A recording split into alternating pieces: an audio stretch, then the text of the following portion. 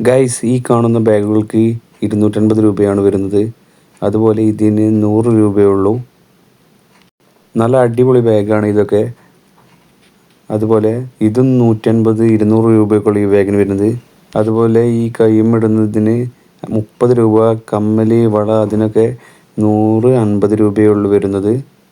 ഇതൊക്കെ ശരിക്കും നല്ല അടിപൊളി സാധനമാണ്. നല്ല നല്ല ക്വാളിറ്റി സാധനം തന്നെയാണ്. എന്താ ഇത്ര വില കുറച്ച് കൊടുക്കണമെന്ന് അറിയില്ല. അതുപോലെ കീ ചെയിനിന് 50 രൂപയേ ഉള്ളൂ വരുന്നത്. ഇതിന് നല്ല അടിപൊളി കീ ചെയിനുണ്ട്. ക്രിസ്ത്യാനിൻ്റെ ഇതിനൊക്കെ വെറും 50 രൂപയുള്ളൂ.